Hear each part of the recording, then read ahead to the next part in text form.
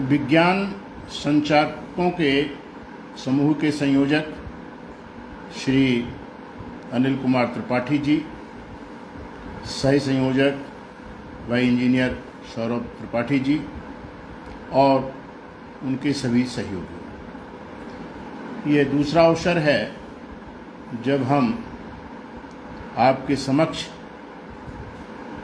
कुछ विचार प्रस्तुत करने के लिए उपस्थित हुए हैं। गहराता जल संकट, कारण और निवारण। पानी सृष्टि पर जो भी जड़ चेतन, खग, नभथल में रहने वाले, जल में रहने वाले प्रत्येक जीव, प्रत्येक वनस्पति के लिए आवश्यक है और उस पर संकट है। संकट के जो कारण हैं उन कारणों को दूर कर दीजिए, निवारण अपने आप हो जाएगा। चूंकि यह संबोधन हम विज्ञान संचालकों के मध्य कर रहे हैं, इसलिए हम सूत्र रूप में बात करेंगे और ये बताने की कोशिश करेंगे कि संचालकों को इस विषय में क्या करना चाहिए। बंधुओं, जब हम पानी के संकट की बात करते हैं और उस देश में बात करते हैं जिस देश में सदा नीरा नदियां हुआ करती थीं, प्रकृति के चित्रण बहुत सुंदर हुआ करते थे, हर पूजा में हमें पानी की आवश्यकता पड़ती थी, बात बात में हमारे यहाँ स्नान का प्रावधान था, नदियों को हम माँ स्वरूपा मानते रहे हैं, स्नान के समय सप्त नदियों के वाचन किए जाते हैं। इतने सुंदर देश में जहाँ जल ही जल रहा हो, वहाँ अगर उसके संकट की बात आती है कि जल पर संकट है, तो ये चिंता का और चिंतन का विषय है और संचालकों के ऊपर, विज्ञान संचालकों के ऊपर एक बहुत बड़ा दायित्व आता है कि वो अपनी जानकारियों के माध्यम से समाज को ऐसा प्रेरित करें कि पानी के संकट पर कुछ हद तक हम नियंत्रण पा सकें, क्योंकि ये संकट बड़ा है और इस संकट के दोषी हम सब हैं, कोई इससे बच नहीं सकता। मैं आपको ले चलूंगा आज से 100 साल पहले इस देश की आबादी क्या थी, आंकड़े बताते हैं, और जल की उपस्थिति क्या थी ये भी पता है। और इसके बावजूद घर घर में जहां पानी रखा जाता था, वहां घर की कोई बुजुर्ग महिला एक छोटी सी छड़ी लेके बैठा करती थी। किसी भी बच्चे से लेके और किसी भी व्यक्ति को थोड़ा सा भी पानी लुढ़काने की इजाजत नहीं होती थी। और जो भी व्यक्ति तालाब से, कुएं से नहा के आता था, कम से कम 2 बाल्टी पानी घर में लेके आता था। इतना सुंदर व्यवस्था, इतना जल, और आज बूंद बूंद के लिए त्राह त्राह है। कोई तो कारण है। एक कारण तो स्पष्ट दिख रहा है कि हमारी आबादी बहुत बढ़ गई, और दूसरा उसके साथ साथ ये भी दिख रहा है कि जल स्रोत, उस पर उपेक्षा का एक आवरण आ गया है। समाज भी उपेक्षित कर रहा है, शासन उपेक्षित कर रहा है, प्रशासन उपेक्षित कर रहा है। तो जल स्रोतों की उपेक्षा, बढ़ती हुई आबादी, और बढ़ती हुई आबादी अकेली चिंता का विषय नहीं है। चिंता का विषय है बढ़ती हुई आबादी के द्वारा अपनाई गई जीवन शैली में अत्यधिक पानी के उपयोग की बात।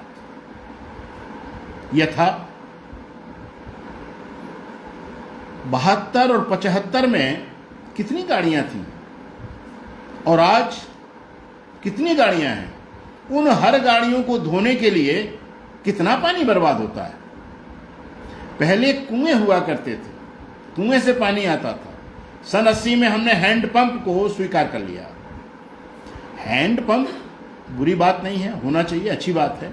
लेकिन यदि इन हैंडपंपों को कुओं में आरोपित किया गया होता तो वो पानी जो इधर उधर चला जाता है वो कुएं में वापस जाता है और कुएं की उपयोगिता बनी रहती है। पहला जो हमने हैंडपंप का निर्णय लिया, हमने कुओं की उपयोगिता को फिनिश कर दिया। लोग हैंडपंप पे जाने लगे, कुएं जाना बंद कर दिया।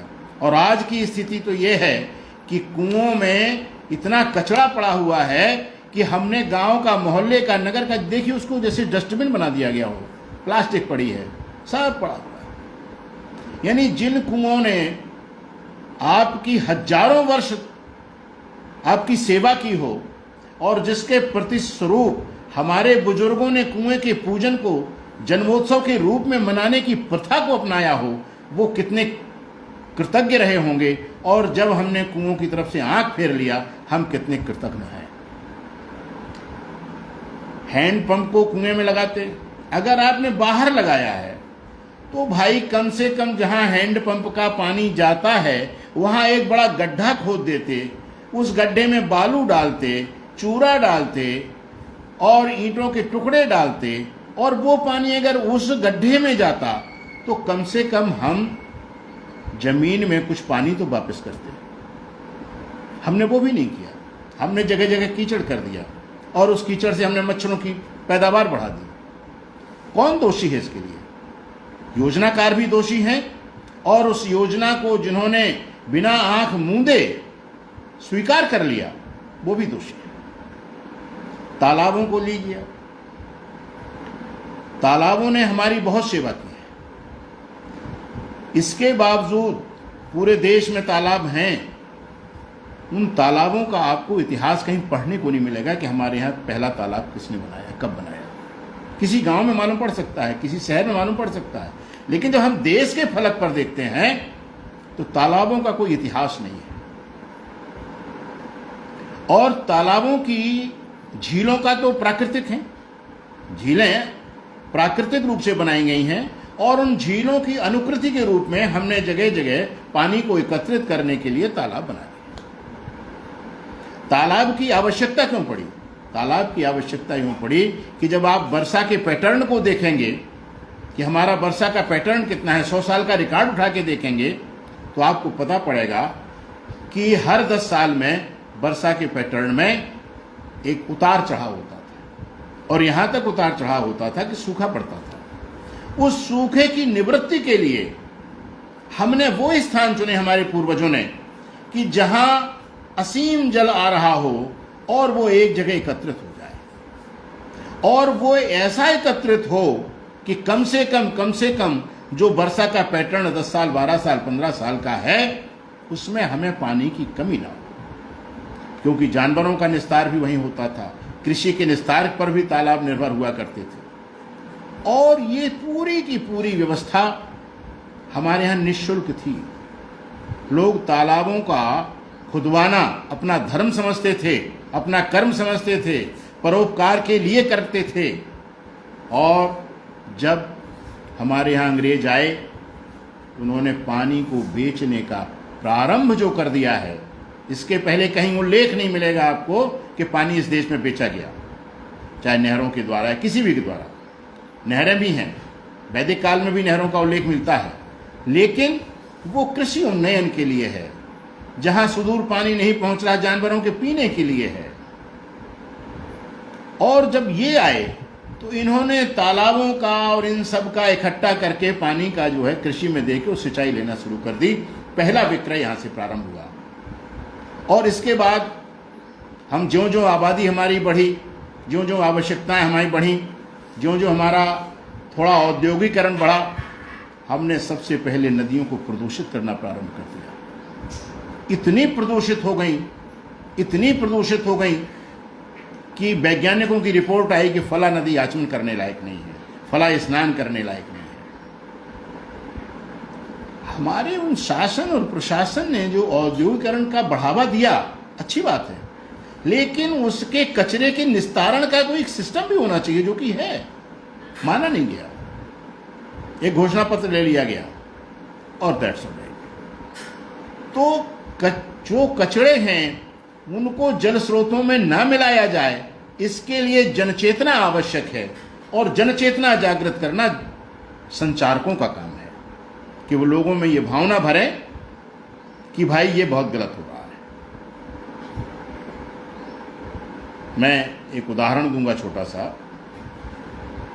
उत्तराखंड में उधम सिंह जिला, उधम सिंह नगर है, वहाँ पेपर्स की कुछ फैक्ट्रीज थी और उस फैक्ट्री से जो उसका उत्सर्जन जा रहा था पूरे उत्तराखंड तक वो पाइप में आया और उसके बाद जहाँ उत्तर प्रदेश आया रामपुर के आसपास, वो वहाँ की नदी में छोड़ दिया गया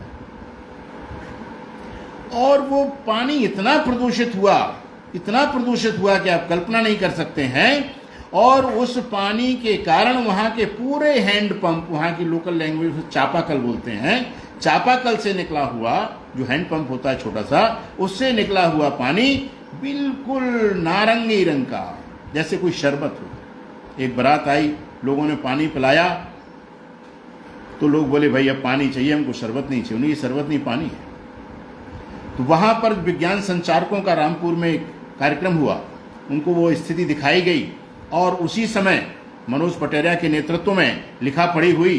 फिर वहाँ से वैज्ञानिक आए भारत सरकार से और उन्होंने देखा तो ऐसा कोई घर नहीं था जिसमें मरीज ना पड़ा। उसके बाद उसके उपचार के सिस्टम किए गए। तो विज्ञान संचारकों का इन सब चीज़ों में बहुत बड़ा रोल है। तो मैं तालाबों की बात कर रहा था। तालाबों में स्थितियाँ ये हैं कि एक तो तालाबों के रकबे घट रहे हैं, अतिक्रमण बढ़ रहे हैं और तालाबों की कोई एक घोषित नीति अपने देश में नहीं है। मैंने तालाबों पर अध्ययन किया है। एक ही गांव में 6 तालाब हैं। खतौनी में केवल तालाब लिखा है। वो कहती है डोरी का तालाब है, ये होरी का तालाब है, ये गोरी का तालाब है। कहीं उन तालाबों का नामकरण खतौनी में नहीं है।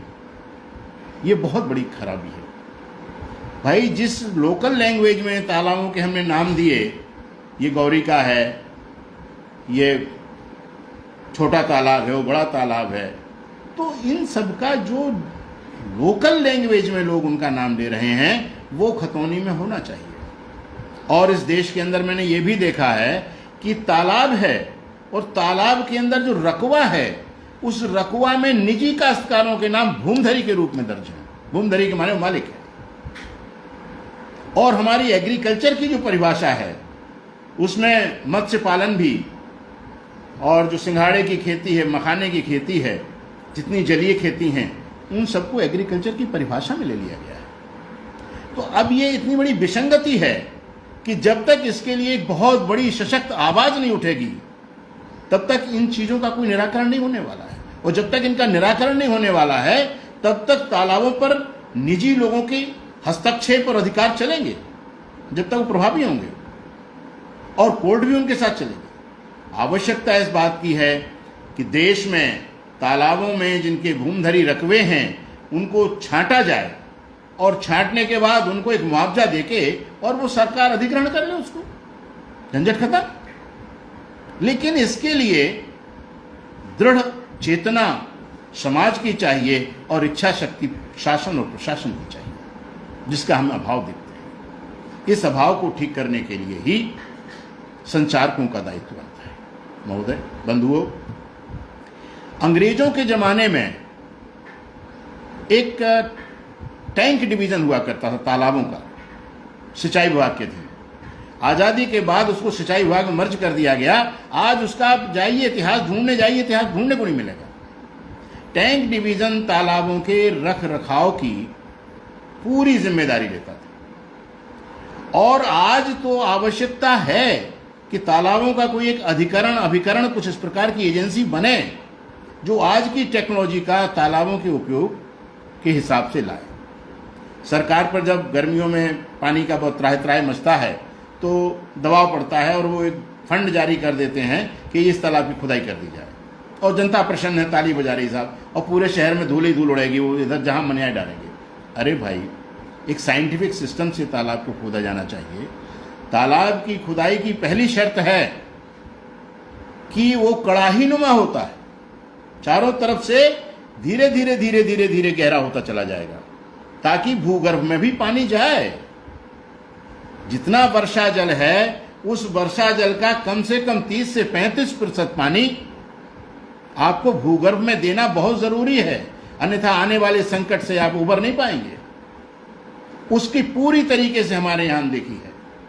तालाब खोदेगा फुटों के हिसाब से, 1 फुट गहरा, 2 फुट गहरा, ये तो मजाक हो गया। तालाब को कड़ाही नुमा खोदा जाता है। लेकिन जब मैंने बात की इंजीनियरों से, सब प्रोजेक्ट ऐसा है, पढ़ लीजिए आप, बहुत अच्छी बात है। भैया प्रोजेक्ट किसने बनाया? वो हमारे यहाँ एक विकल्प डिवीजन है, वो बना देती है।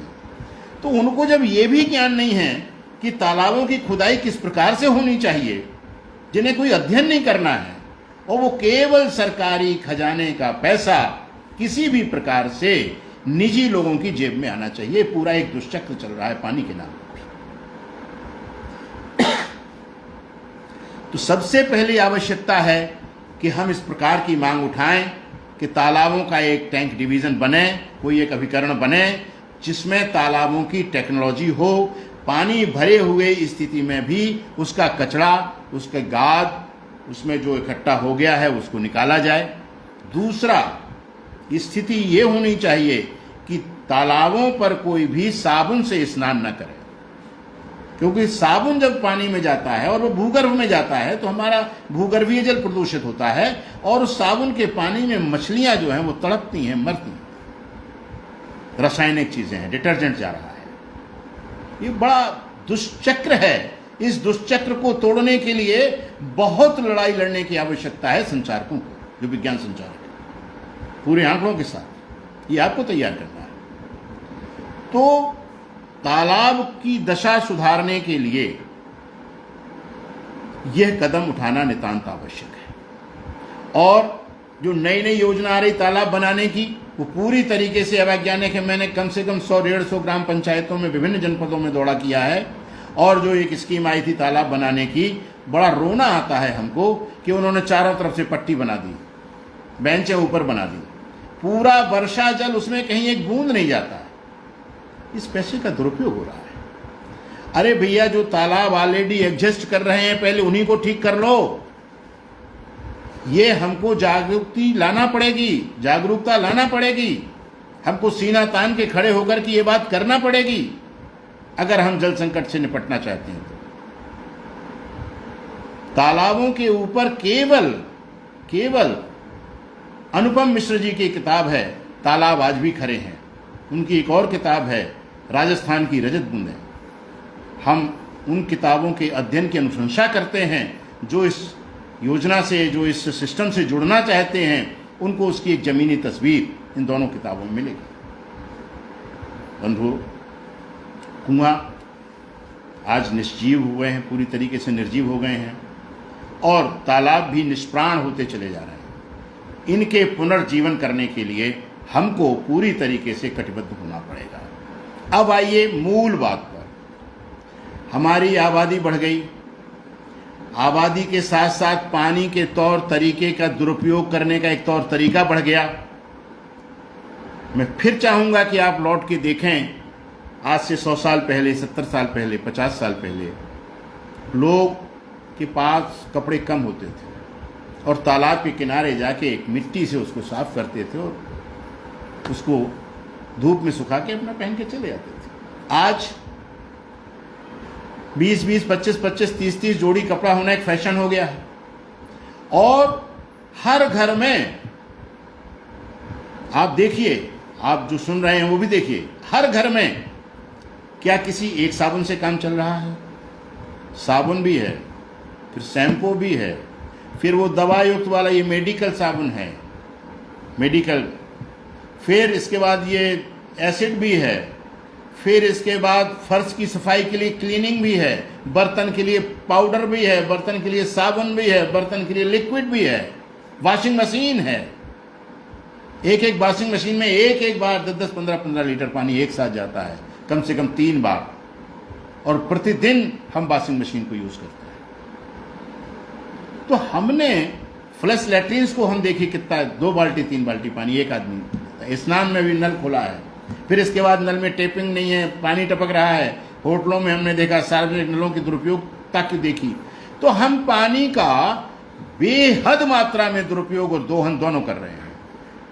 और इसके सापेक्ष हमें भूगर्भ में जल भेजने की जो आवश्यकता है, जो वैज्ञानिक अध्ययनों ने कहा कि वर्षा जल का संरक्षण नितांत आवश्यक है, और केवल संरक्षण आवश्यक नहीं है, आवश्यकता इस बात की है कि वो पानी भूगर्भ में जाए।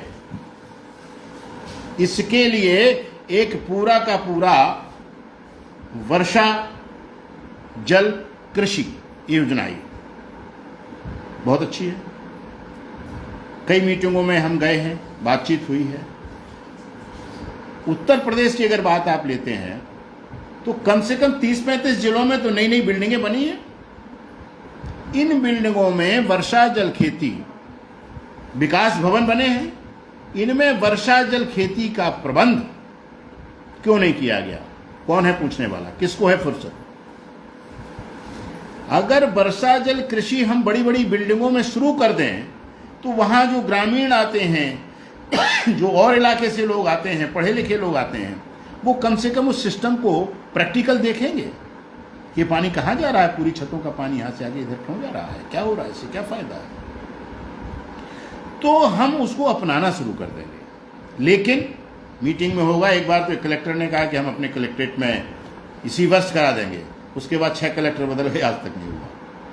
तो कहने का मेरा तात्पर्य है कि वर्षा जल कृषि सैद्धांतिक रूप में अगर अच्छी है तो उसको व्यवहार में लाना चाहिए। आपने जो आंगन कच्चा होता था उसे पक्का कर दिया, किचन गार्डन में भी आपने रोड बीच में निकाल दिया, साइड में 1-1 फुट में आपने थोड़ा मिट्टी डाल के काम कर लिया, उसके नीचे भी आपका सीमेंट है, नालियां भी आपकी सीमेंट की हैं, सड़कों का विस्तार हो गया, गली गली में आपने सीसी रोड बिछा दिए। इन सब से जब तपती है तो हमारी धरती की नमी सोख लेती है।